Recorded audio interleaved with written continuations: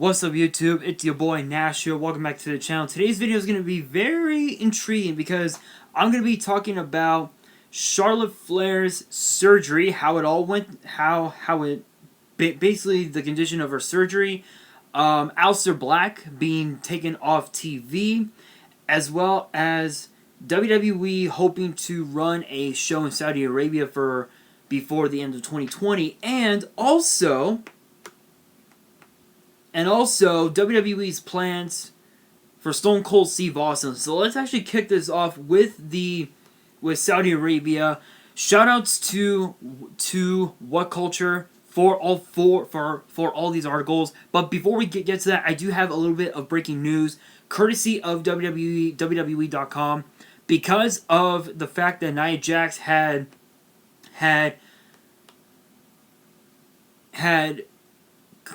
made contact, so to speak, with the officials. WWE has fined Nia Jax for an undisclosed amount of money for that particular reason, because of the contact on the officials. So, honestly though, that doesn't surprise me. I think Nia Jax is just way too dangerous. I think she needs to. I think she needs to be fired, honestly. And then, of course, if you guys don't know, Kairi Sane has indeed left WWE. She went back to her home in Japan to stay safe with her new husband. Which, honestly, again, that's awesome. Kairi, I hope you are watching this video. Probably not, but if you do watch this video, thank you for some of the best moments that you have created for us as fans, and just thank you in general for being one of the best performers that we've had in a long time. So thank you, Kairi. So let's kick this off. So apparently WWE is hoping to run a show in Saudi Arabia before the end of 2020. So this article was written by, if I'm able to go, come on, you stupid.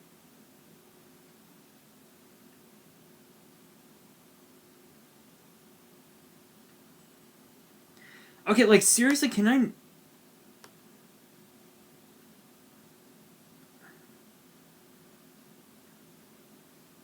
Okay, you know what? The hell with this. So shoutouts to Jamie Kennedy from WhatCulture for the article. Pro Wrestling Sheet reports that Vince McMahon is hopeful that the company can shoot another special in Saudi Arabia before the end of 2020. The exact wording Vince used was that it's possible WWE will travel to Saudi again before calendar turns to 2021. Earlier in the same shareholders conference call, Vince had noted that the promotion has tentative dates with various arenas around the US too, although things are obviously far from being confirmed due to the ongoing health pandemic. It's clear that Vince wants to get WWE back on the road as soon as possible. WWE last ran Saudi Arabia in February, which obviously we had Super Showdown, which was criticized for being another unenjoyable exercise that padded wallets without really giving fans what they wanted. Such criticism has been a recurring theme with these Saudi specials since they started them in 2018. When asked about the changes WWE getting crowns and buildings for shows in Florida, Vince said, "Let me just say there's always a B plan. I don't want to say right now exactly what that would be, but yes, there is a plan B." Okay, so let me just stop. So obviously that's where the article ends, but let me just say that if we do get a show in Saudi Arabia before 2020, let me just say that it could end up being like Super Showdown from earlier this year. Because if you guys don't know, so many bad things went. There was a lot of things that went wrong in that show. One of the big things that went terribly wrong was, hang on, was, if I remember correctly,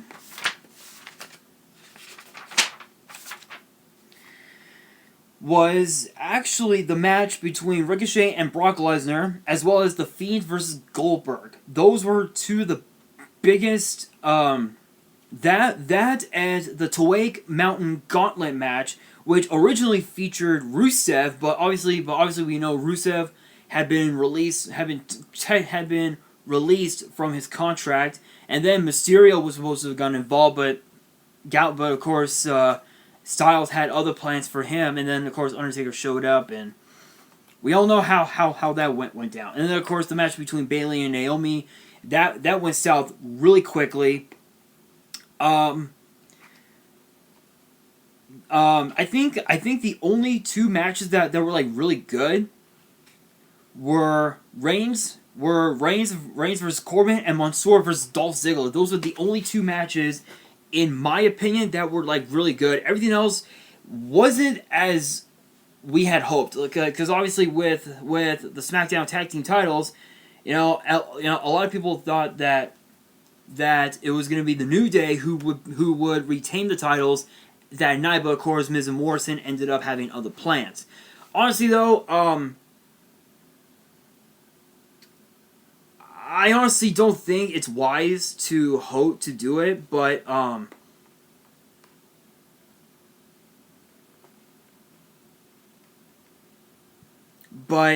to be honest though, if we do get a show in Saudi Arabia, the only thing that I can expect is for the matches to be good, to be like WrestleMania caliber matches, like possibly Roman Reigns versus Braun Strowman or something like that, or perhaps I don't know. I guess Bayley and Sasha against Bliss and Cross. I don't know. I honestly don't know. I don't know how they would come about with that.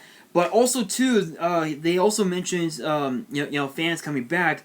Honestly though, if they do come back, they obviously they need to wear masks, which, especially here in California, because that everything is literally like starting to go up for us, like as in a positive way. They're now mandating masks, so that doesn't really surprise me at all. But honestly though, let's just hope that if we do get a Saudi show before the year ends, let's just hope that that the show goes well, because Super Showdown was okay. I think the only Saudi show that they did was like good was actually the Greatest Royal Rumble, which took place in Jeddah, Saudi Arabia. Honestly, I think that was like the best one they've had, only because of the fact that because the main event was a 50-man Royal Rumble. 50 men. 50 men. Can you believe that? 50 men. It was nuts. It was absolutely nuts. But again, I'm honestly not holding my breath, honestly, but you never know what can happen with WWE. Alright, you guys, now let's talk about Charlotte Flair's surgery. Charlotte Flair, so apparently Charlotte Flair's surgery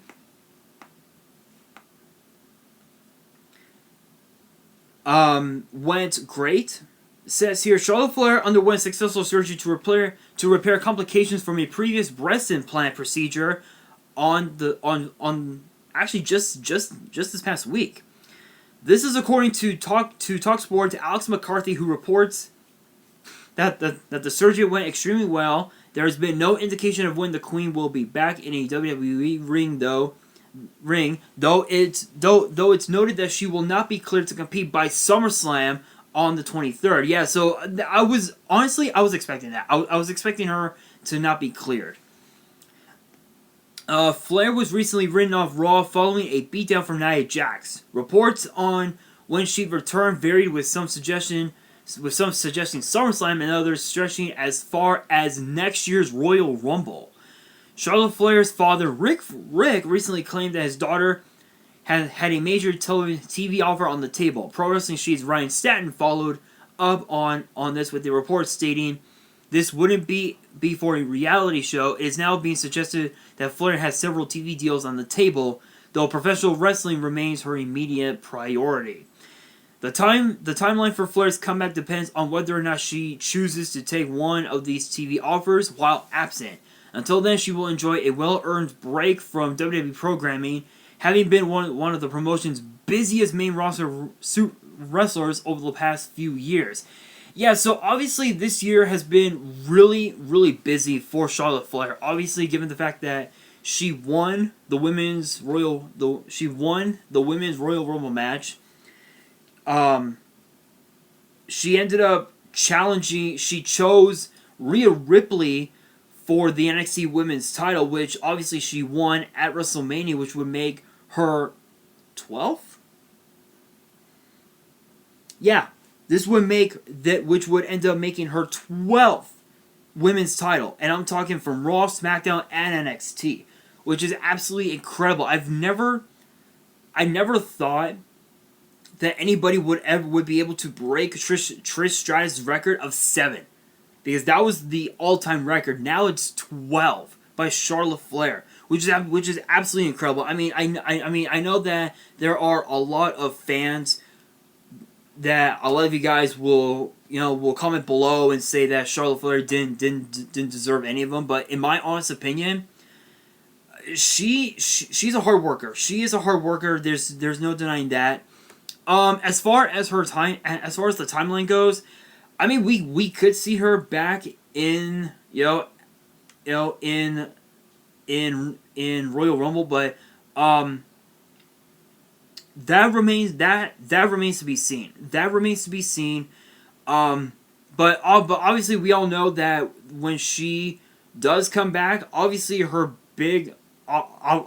target is going to be is going to be Nia Jax, because obviously we all know Nia Jax took Charlotte Flair out with that injury, and it was her collar, and there were reports saying that it was her collarbone, which obviously led to the which led to the complication breast implant surgery, which honestly it is what it is. But honestly though, I can't wait to see Charlotte Flair come back. And when she does come back, she's going after she's definitely going after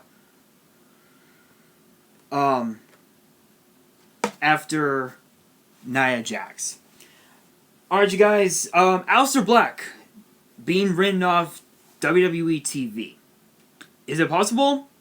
Well, yes. Actually, it could very may well be possible. So, if you guys don't remember, this past Monday on Raw, Aleister Black had suffered an eye injury after Murphy did to Black what Rollins did to Mysterio. And we all know what that is. I'm not going to say it. We all know what that is. So according to this article, shoutouts to, if I'm able, can I not?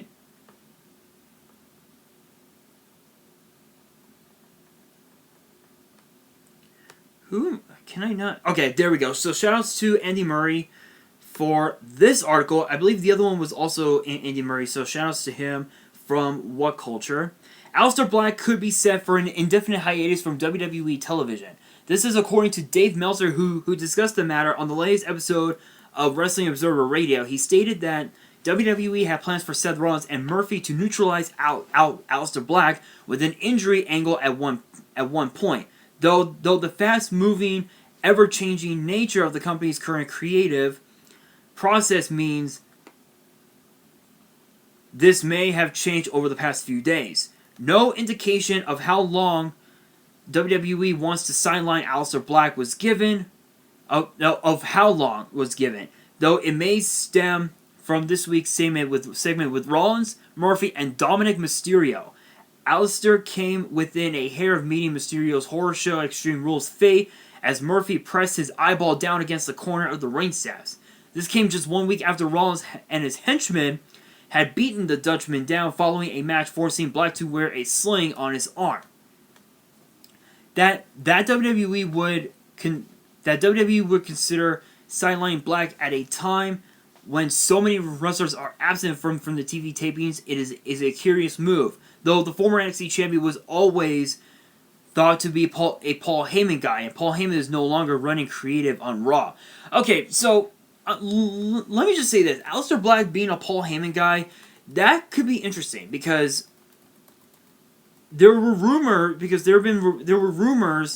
saying that Paul Heyman, as obviously the rumors of him no longer being the executive director, obviously those have been made true. But given the fact that Paul Heyman supposedly wants to be an in-ring performer, that's about as weird as it can get. But at the same time, if you think about it,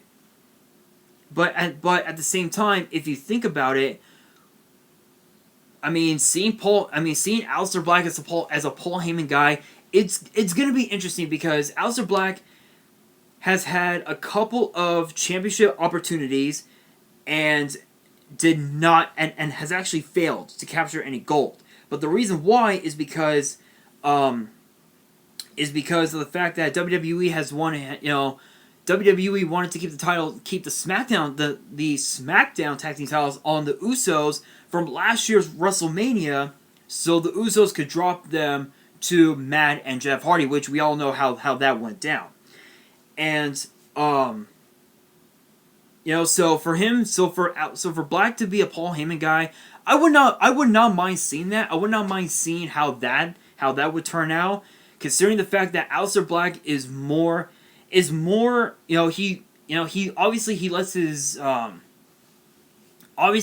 lets his actions do all the talking, so it would make sense for him to side with Paul Heyman. But if that were to happen,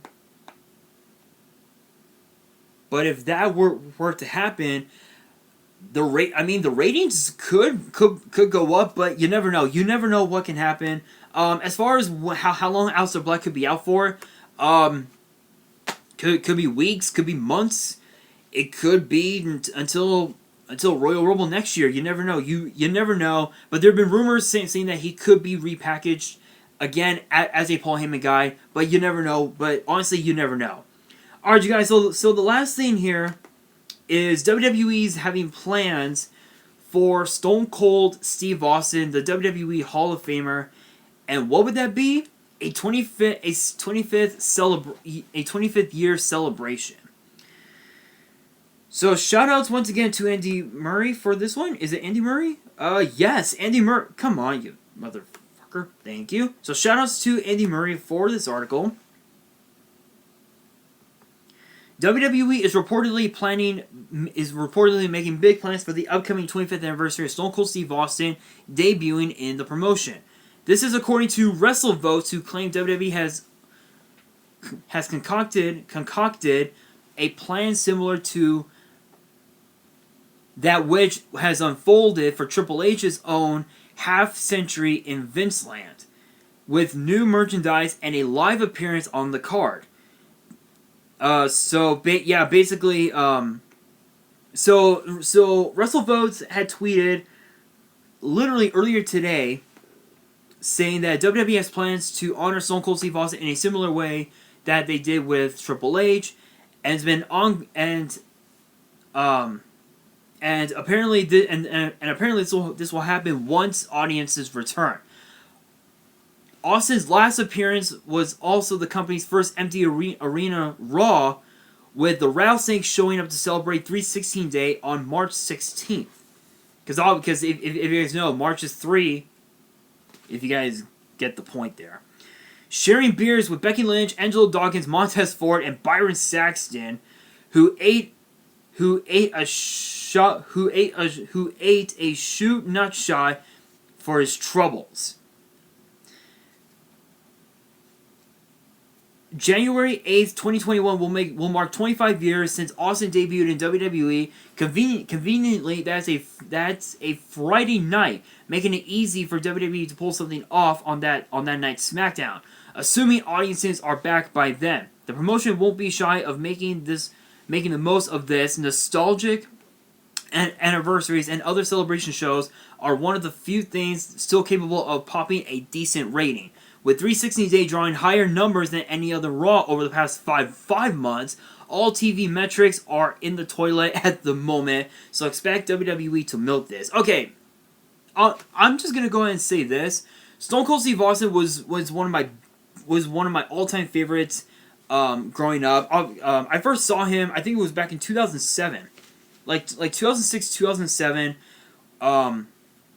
when he was doing a couple of shows here and there. Promoting like so many things. Like obviously, I remember he was promoting his movie, The Condemned. He was promoting WrestleMania 23. Obviously, the Battle of the Billionaires, and that was pretty. And then from that point forward, we would see Austin every so often. But I would watch DVDs of some of his big matches, like with The Rock, with Triple H, with Vince, with Mankind, with The Undertaker, with Kurt Angle, with Shawn Michaels and whatnot, and and obviously too with Kane and whatnot. So honestly though, I wouldn't. You know what? I can't wait to see how they plan it. It's hard to say how they will, considering the fact that we're still under a pandemic, and if we're still under the pandemic by then, they're not gonna host it. So, but you never know what. But again, the future does not look bright at this point. So, guys, that is gonna do it for this video. Question of the day: with this pandemic still going on, do you guys think WWE should host a show in Saudi Arabia? Let me know in the comments below. And that's gonna do it for this video. Hopefully you guys enjoyed. If you did, make sure you guys smash the thumbs up button. And if you guys are new to this channel, make sure you guys hit the subscribe button and hit that notification bell so you guys don't miss out on any new content that comes your way. Because with this channel, there's always something new to talk about, whether it's WWE or whether it's YuGiOh. And be sure to follow me on Twitter and Instagram. All three of my links, my 2 Twitters and my 1 Instagram, the links are down in the description below. And on that, this is your boy Nash, signing out.